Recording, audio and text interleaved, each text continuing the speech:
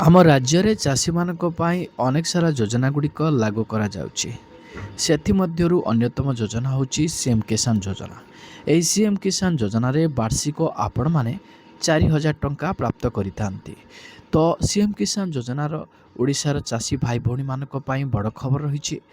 ଆଜିଠୁ ସିଏମ୍ କିଷାନ ଯୋଜନାର ଆବେଦନ ପ୍ରକ୍ରିୟା ରାଜ୍ୟ ସରକାରଙ୍କ ତରଫରୁ ଆରମ୍ଭ କରାଯାଇଛି। ଯେଉଁ ଚାଷୀମାନେ ସିଏମ୍ କିଷାନ ଯୋଜନାରେ ଏପର୍ଯ୍ୟନ୍ତ ଆବେଦନ କରିନାହାନ୍ତି ତ ସେମାନଙ୍କ ପାଇଁ ବହୁତ ବଡ଼ ଖୁସି ଖବର ରହିଛି। କିନ୍ତୁ ଆବେଦନ କରିବା ପୂର୍ବରୁ ଆପଣମାନେ ସିଏମ୍ କିଷାନ ଯୋଜନାର ନୂଆ ନିୟମ ଆବେଦନର ଯେଉଁ ପ୍ରକ୍ରିୟା ରହିଛି ତାହା ବଦଳି ଯାଇଛି, ତା ବିଷୟରେ ଆପଣମାନେ ଜାଣିବା ନିତ୍ୟାନ୍ତ ଜରୁରୀ। ଏହି ଭିଡ଼ିଓ ମାଧ୍ୟମରେ ମୁଁ ଆପଣମାନଙ୍କୁ ସମ୍ପୂର୍ଣ୍ଣ ତଥ୍ୟ ବିସ୍ତାର ରୂପେ ଆଲୋଚନା କରିବି। ଏ ଭିଡ଼ିଓ ମାଧ୍ୟମରେ ସେହି ଚାଷୀମାନଙ୍କ ପାଇଁ ଗୁରୁତ୍ୱପୂର୍ଣ୍ଣ ବିଷୟବସ୍ତୁ ରହିଛି ଯେଉଁମାନେ ସିଏମ୍ କିଷାନ ଯୋଜନାରେ ଆବେଦନ କରିନାହାନ୍ତି ଏବଂ ଯେଉଁମାନେ ସିଏମ୍ କିଷାନ ଯୋଜନାରେ ଆବେଦନ କରିଛନ୍ତି ଏପର୍ଯ୍ୟନ୍ତ କିସ୍ତି ଟଙ୍କା ପାଇନାହାନ୍ତି। ଏହି ଭିଡ଼ିଓ ମାଧ୍ୟମରେ ଯେକୌଣସି ନୂଆ ଅପଡ଼େଟ୍ ଆସିବ ସର୍ବପ୍ରଥମେ ଆପଣମାନେ ପାଇପାରିବେ। ତ ଭିଡ଼ିଓକୁ ଯେଉଁମାନେ ପ୍ରଥମ କରିକି ଦେଖୁଛନ୍ତି ଏପର୍ଯ୍ୟନ୍ତ ଚ୍ୟାନେଲକୁ ସବସ୍କ୍ରାଇବ୍ କରିନାହାନ୍ତି, ଚ୍ୟାନେଲକୁ ସବସ୍କ୍ରାଇବ୍ କରିଦିଅନ୍ତୁ, ଭିଡ଼ିଓକୁ ଗୋଟେ ଲାଇକ୍ କରିଦିଅନ୍ତୁ। ସର୍ବପ୍ରଥମେ ଆପଣମାନଙ୍କର ଯେକୌଣସି ଗୋଟିଏ ମୋବାଇଲ ବ୍ରାଉଜରକୁ ଯାଆନ୍ତୁ। ସର୍ଚ୍ଚ ବାର୍ରେ ଆପଣମାନେ cmkisan.odisha.gov.in ଲେଖି ଆପଣ ସର୍ଚ୍ଚ କରିଦେବେ। ସର୍ଚ୍ଚ କଲାପରେ ଆପଣମାନେ ସିଏମ୍ କିଷାନ ଅଫିସିଆଲି ୱେବସାଇଟ୍ରେ ପହଞ୍ଚିବେ। ସିଏମ୍ କିଷାନ ଅଫିସିଆଲି ୱେବସାଇଟ୍ରେ ପହଞ୍ଚିଲା ପରେ ଦେଖନ୍ତୁ ଏଠାରେ ଗୋଟେ ନୋଟିଫିକେସନ୍ ଶୋ କରୁଛି ଯାହା ରହିଛି the CM Kisan portal is now open for new farmer registration with effect from 6 July 2026। ତାପରେ ଏଠାରେ ଆଉ ଗୋଟେ ମଧ୍ୟ ନୋଟିସ୍ ରହିଛି। ଆପଣମାନେ ଭଲ ଭାବରେ ପ୍ରଥମେ ଧ୍ୟାନ ସେ ଦେଖନ୍ତୁ ଏ ନୋଟିସ୍ କ'ଣ ରହିଛି, ସେହି ଅନୁସାରେ ଆପଣମାନେ ଆବେଦନ କରିପାରିବେ। AgriStack farmer ID is mandatory for registration under the CM Kisan portal. ତ ଯେତେବେଳେ ଆପଣ ସିଏମ୍ କିଷାନ ପୋର୍ଟାଲରେ ଆବେଦନ କରିବା ପାଇଁ ଯିବେ ତ ଏହି ଦୁଇଟି ନୋଟିସ୍ ଆପଣମାନଙ୍କୁ ଦେଖିବା ପାଇଁ ମିଳିବ। ଏହି ଦୁଇଟି ନୋଟିସ୍ ଗୋଟେ ରହିଛି ସିଏମ୍ କିଷାନର ଯେଉଁ ଆବେଦନ ପ୍ରକ୍ରିୟା ଏହି ଜୁଲାଇ 6 ତାରିଖରୁ ଆରମ୍ଭ ହୋଇଯାଇଛି। ଗତକାଲି ପାଖରୁ ଆପଣମାନଙ୍କର ସିଏମ୍ କିଷାନ ଯୋଜନାର ଆବେଦନ ପ୍ରକ୍ରିୟା ଆରମ୍ଭ ହୋଇଯାଇଛି। ଆପଣ ଆବେଦନ କରିବା ପୂର୍ବରୁ ଆପଣଙ୍କ ପାଖରେ ଏଗ୍ରିଷ୍ଟାକ୍ ଫାର୍ମର ଆଇଡିର ଆବଶ୍ୟକତା ରହିଛି। ତେବେ ଆପଣମାନେ ଆବେଦନ କରିପାରିବେ, ନଚେତ୍ ଆପଣମାନେ ଆବେଦନ କରିପାରିବେନି। ସରକାରଙ୍କ ତରଫରୁ ଏହି ନିୟମଟି କଡ଼ାକଡ଼ି ଭାବରେ କରାଯାଇଛି। ଏଇଟା ମଧ୍ୟ ବାଧ୍ୟତାମୂଳକ ରହିଛି ପ୍ରତ୍ୟେକ ଚାଷୀମାନଙ୍କ ପାଇଁ। ଫାର୍ମର ଆଇଡିଟି ଏଗ୍ରିଷ୍ଟାକ୍ରୁ ଆପଣମାନେ ନିହାତି କରିଥିବା ଆବଶ୍ୟକ। ଆପଣଙ୍କର ବି ପ୍ରଶ୍ନ ଥିବ ଯଦି ଏଗ୍ରିଷ୍ଟାକ୍ର ଫାର୍ମର ଆଇଡି ନ ଦେଇ ଯଦି ଆମେ ଆବେଦନ କରିବା ଆମର କ'ଣ ହେବ? ଦେଖନ୍ତୁ ମୁଁ ଆପଣମାନଙ୍କୁ କହି ରଖିବି, ଯଦି ଆପଣମାନେ ଏଗ୍ରିଷ୍ଟାକ୍ ଫାର୍ମର ଆଇଡି ନ ଦେଇ ଆପଣମାନେ ଆବେଦନ କରିଦେଉଛନ୍ତି ଆପଣମାନଙ୍କର ଆବେଦନ ପତ୍ରଟି ସମ୍ପୂର୍ଣ୍ଣ ଭାବରେ ଖାରଜ କରିଦିଆଯିବ ଓଡ଼ିଶା ସରକାରଙ୍କ ତରଫରୁ। ତ ସେଥିପାଇଁ ଏଠି ମଧ୍ୟ ସାଫ ନୋଟିସ୍ ମଧ୍ୟ ପୋର୍ଟାଲରେ ରହିଛି। ରେଡ୍ କଲରରେ ଯେଉଁ ଲାଇନ୍ଟି ମୁଭ୍ କରୁଛି ସେଇଟା ଚାଷୀମାନଙ୍କ ପାଇଁ ନୋଟିସ୍ ରହିଛି, ବାଧ୍ୟତାମୂଳକ ରହିଛି।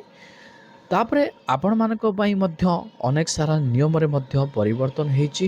ଆବେଦନ କରିବା ପୂର୍ବରୁ ପ୍ରତ୍ୟେକ ଚାଷୀମାନେ ଅବଗତ ହେବା ନିହାତି ଦରକାର, କାହିଁକି ନା ଆପଣମାନେ ଆବେଦନ କରିଦେଇଥିବେ ଆପଣମାନଙ୍କର ଫର୍ମଟିକୁ ରିଜେକ୍ଟ କରିଦିଆଯାଉଥିବ, ଆପଣମାନଙ୍କର ସମୟ ମଧ୍ୟ ବର୍ବାଦ ହେଇଯିବ, ଆପଣମାନଙ୍କର ଟଙ୍କା ମଧ୍ୟ କିଛିଟା ଖର୍ଚ୍ଚ ହେଇଯିବ, କିନ୍ତୁ ଆପଣମାନେ ସିଏମ୍ କିଷାନ ଯୋଜନାରୁ କିସ୍ତି ଟଙ୍କା ପାଇପାରିବେନି।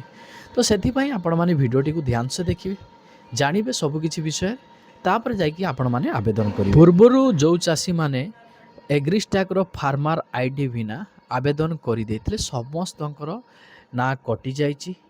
ତ ଏବେ ଆପଣ ଚାହିଁଲେ ପୁଣି ଥରେ ଆବେଦନ କରିପାରିବେ କି ନାହିଁ ଆପଣଙ୍କର ବି ବଡ଼ ପ୍ରଶ୍ନ ରହିଥିବ। ତ ଆପଣଙ୍କର ମୁଁ ଡାଉଟ୍ କ୍ଲିୟର କରିଦେବି, ତ ଆପଣମାନେ ଜମା ବି ଚିନ୍ତା କରନ୍ତୁ ନାହିଁ। କିନ୍ତୁ ମୁଁ ଆପଣମାନଙ୍କୁ ସର୍ବପ୍ରଥମେ ଜଣାଇ ରଖିବି ଯେଉଁମାନଙ୍କ ପାଖରେ ଜବ୍ କାର୍ଡ଼ ରହିଛି ତ ସେମାନଙ୍କ ପାଖରେ ଜମି ନାହିଁ ତ ଆପଣମାନେ କେଉଁଥିରେ ଆବେଦନ କରିବେ? ଆପଣ କ୍ଷୁଦ୍ର ନାମମାତ୍ରା ଚାଷୀରେ ଆବେଦନ କରିବେ ନା ଆପଣ ଭୂମିହୀନ ଚାଷୀରେ ଆବେଦନ କରିବେ? ସବୁଠାରୁ ଭଲ ଆପଣମାନଙ୍କ ପାଇଁ ରହିଛି କ୍ଷୁଦ୍ର ନାମମାତ୍ରା ଚାଷୀ। ସେଥିରେ ଆପଣମାନେ ଆବେଦନ କଲେ ଆପଣମାନେ ଲଗାତାର ଭାବେ ବର୍ଷକୁ ବର୍ଷ ଦୁଇଟି କିସ୍ତି ପାଇଚାଲିବେ। ଅର୍ଥାତ୍ ବର୍ଷକୁ ଆପଣମାନେ ଦୁଇଟି ସମାନ କିସ୍ତି 2,000 କରି ବର୍ଷକୁ ଆପଣମାନେ 4,000 ଟଙ୍କା ପ୍ରତ୍ୟେକ ବର୍ଷ ପାଇପାରିବେ। କିନ୍ତୁ ଯେଉଁମାନେ ଭୂମିହୀନ ଚାଷୀରେ ଆବେଦନ କରିବେ ସେମାନେ କେବଳ 12,500 ଟଙ୍କା ପାଇବେ। 3ଟି କିସ୍ତି ମାତ୍ର ସେମାନଙ୍କୁ ମିଳିବ। କହିବାକୁ ଗଲେ ଗୋଟିଏ କିସ୍ତିରେ ଆପଣମାନଙ୍କୁ 5,000, ଆଉ ଗୋଟିଏ କିସ୍ତିରେ ଆପଣମାନଙ୍କୁ 5,000, ଆଉ ଗୋଟିଏ କିସ୍ତିରେ ଆପଣମାନଙ୍କୁ 2,500। ତ ସମୁଦାୟ ଆପଣମାନଙ୍କୁ 12,500 ଟଙ୍କା ମିଳିବ। ତ ଏଠି ବଡ଼ ପ୍ରଶ୍ନ ରହିଛି, ଯେଉଁ ଚାଷୀମାନଙ୍କର କେବଳ ଜବ୍ କାର୍ଡ଼ ରହିଛି, ଜମି ନାହିଁ, ତ ସେମାନେ ଭୂମିହୀନରେ ଆବେଦନ କରିବେ ନା ନାମମାତ୍ରା ନା କ୍ଷୁଦ୍ର ଚାଷୀରେ ଆବେଦନ କରିବେ। ତ ମୁଁ ଆପଣମାନଙ୍କୁ କହି ରଖିବି, ଆପଣମାନେ ଭୂମିହୀନ ଚାଷୀରେ ଆବେଦନ କରିବେ। ଯେହେତୁ ଆପଣମାନଙ୍କର ଚାଷ ଜମି ନାହିଁ ଆପଣଙ୍କ ନାମରେ, ତାହେଲେ ଆପଣମାନେ ଭୂମିହୀନ ଚାଷୀରେ ଆବେଦନ କଲେ ଆପଣମାନଙ୍କୁ କିସ୍ତି ଟଙ୍କା ମିଳିପାରିବ। ଯଦି ଆପଣମାନେ କ୍ଷୁଦ୍ର ନାମମାତ୍ରା ଚାଷୀରେ ଆବେଦନ କରିବେ ଆପଣମାନଙ୍କର ନାମ କଟିଯିବ। ଆଉ ଗୋଟେ କଥା ପ୍ରତି ଆପଣମାନେ ବିଶେଷ ଧ୍ୟାନ ଦିଅନ୍ତୁ, ଯେଉଁ ଚାଷୀ ଭାଇନାମାନେ 12,500 ଟଙ୍କା ପ୍ରାପ୍ତ କରିସାରିଛନ୍ତି ସେମାନେ ମଧ୍ୟ କ୍ଷୁଦ୍ର ନାମମାତ୍ରା ଚାଷୀରେ ଆବେଦନ କରିପାରିବେ। ଯଦି ଆପଣମାନଙ୍କର ନାମରେ ଜମି ପଟ୍ଟା ଆପଣ କରିଦେଇଛନ୍ତି କିମ୍ବା ଏହାରି ମଧ୍ୟରେ ଆପଣ ଜମି କିଣି ଦେଇଛନ୍ତି, ତାହେଲେ ଆପଣମାନେ ପୁଣି ଥରେ ସିଏମ୍ କିଷାନ ଯୋଜନାରେ ଆପଣମାନେ କ୍ଷୁଦ୍ର ନାମମାତ୍ରା ଚାଷୀରେ ଆବେଦନ କରି ବର୍ଷକୁ ବର୍ଷ ଆପଣମାନେ 4,000 ଟଙ୍କା ପାଇପାରିବେ, ଯାହା ଆପଣମାନଙ୍କ ପାଇଁ ସୁବର୍ଣ୍ଣ ସୁଯୋଗ ରହିଛି। ଗତକାଲି ପାଖରୁ ଆପଣମାନଙ୍କର ଆବେଦନ ପ୍ରକ୍ରିୟା ଆରମ୍ଭ ହୋଇଯାଇଛି। ଏହା ସହିତ ଆପଣମାନେ ଆଉ 2ଟି କାର୍ଯ୍ୟ ମଧ୍ୟ କରିବେ। କୃଷକ ଓଡ଼ିଶା ପୋର୍ଟାଲରେ ଆପଣମାନେ ପଞ୍ଜୀକୃତ କରିନେବେ, ତାପରେ ଆପଣମାନଙ୍କର ଏଗ୍ରିଷ୍ଟାକରେ ଫାର୍ମର ଆଇଡିଟିକୁ କରେଇ ନେବେ। କରେଇଲା ପରେ ଆପଣମାନେ ଆବେଦନ କରିବେ, ଯାହାଫଳରେ ଆଉ କିଛି ଅସୁବିଧା ହେବ ନାହିଁ। ସର୍ବେ ପ୍ରଥମେ ଆପଣମାନେ ଯେକୌଣସି ଗୋଟିଏ ମୋବାଇଲ ବ୍ରାଉଜରକୁ ଆସିବେ, cmkisan.odisha.gov.in ଲେଖି ସର୍ଚ୍ଚ କଲା ପରେ ସିଏମ୍ କିଷାନ ଅଫିସିଆଲି ୱେବସାଇଟ୍ରେ ଆପଣମାନେ ପହଞ୍ଚିଯିବେ। ପହଞ୍ଚିଗଲା ପରେ ଦେଖନ୍ତୁ ଏଠାରେ ଆପଣମାନଙ୍କର ରହିଛି ଚାଷୀ ପଞ୍ଜୀ। ଆପଣମାନେ ଏହି ଚାଷୀ ପଞ୍ଜୀକରଣ ଅପସନ୍ ଉପରେ କ୍ଲିକ୍ କରନ୍ତୁ। କ୍ଲିକ୍ କଲା ପରେ ଆପଣମାନେ ଆପ୍ଲାଏର ପେଜ୍ ଉପରକୁ ପଳେଇ ଆସିବେ, ଯେଉଁଟାକି ଫାର୍ମର ରେଜିଷ୍ଟ୍ରେସନ୍ ଲେଖାଯାଇଛି। ଆପଣମାନେ ସ୍କ୍ରୋଲ୍ କରିବେ। ସ୍କ୍ରୋଲ୍ କଲା ପରେ ତ ଦେଖନ୍ତୁ ମୁଁ ସ୍କ୍ରୋଲ୍ କରୁଛି। ସ୍କ୍ରୋଲ୍ କଲା ପରେ ଏଠାରେ ଆପଣମାନେ ଗୋଟିଏ ଟର୍ମ ଆଣ୍ଡ କଣ୍ଡିସନ୍ ଦେଖିବେ, ଯେଉଁଟାକି ରହିଛି ଡିକ୍ଲାରେସନ୍ସ ଲେଖାଯାଇଛି। ସେଇଟାକୁ ଆପଣମାନେ କ୍ଲିକ୍ କରିନେବେ। ସେ ବକ୍ସ ଉପରେ ଆପଣ କ୍ଲିକ୍ କଲା ପରେ ବ୍ଲୁ କଲର୍ର ଠିକ୍ ହେଇଯିବ। ତାପରେ ଆପଣମାନେ ପ୍ରୋସିଡ୍ ଅପସନ୍ ଉପରେ ଆପଣମାନେ କ୍ଲିକ୍ କରିବେ। ତ ଯେତେବେଳେ ଆପଣ ପ୍ରୋସିଡ୍ ଅପସନ୍ ଉପରେ ଆପଣ କ୍ଲିକ୍ କରିବେ, ତ ଏଠାରେ ଆପଣମାନଙ୍କର ଆଧାର ନମ୍ବରଟିକୁ ଆପଣ ଏଣ୍ଟ୍ରି କରିଦେବେ। ଆଧାର ନମ୍ବରଟିକୁ ଏଣ୍ଟ୍ରି କଲା ପରେ ତାପରେ ଏଣ୍ଟର କ୍ୟାପଚା ବକ୍ସ ଆପଣମାନେ ଦେଖୁଛନ୍ତି।